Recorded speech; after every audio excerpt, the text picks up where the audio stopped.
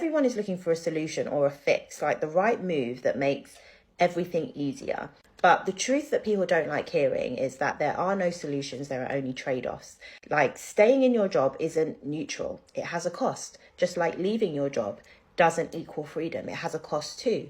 And most people aren't trapped because they're lazy or scared. They're trapped because they don't understand the trade-offs clearly enough to choose. Because they automatically think staying gives you stability, predictability, a paycheck, something that you can plan around. But the trade-off is time, energy, your creativity, and usually your autonomy.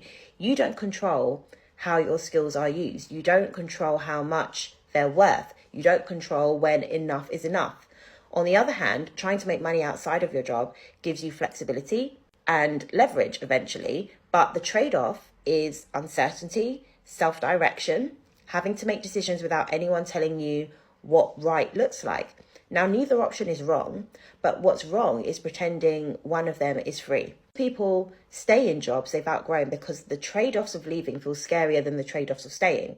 And I think that's because staying feels very familiar and it feels safe. And the real problem is this, okay?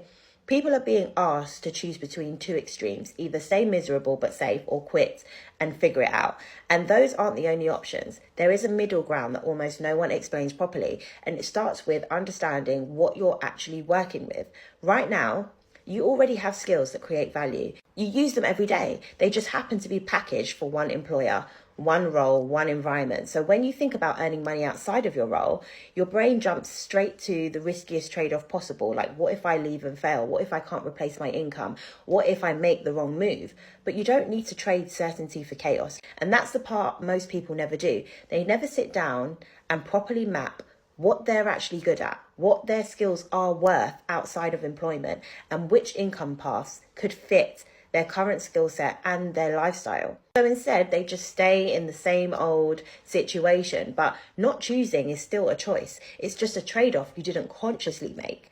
And this is why I built the Skills to Income tool, not to convince you to quit your job, but to help you see the trade-offs clearly. It helps you pull your skills out of your job title, see where they hold value beyond your current role, and identify income paths that are high earning and flexible. Because once you understand the trade-offs, you don't need to wait for a perfect solution. You can start choosing what you're willing and not willing to pay for.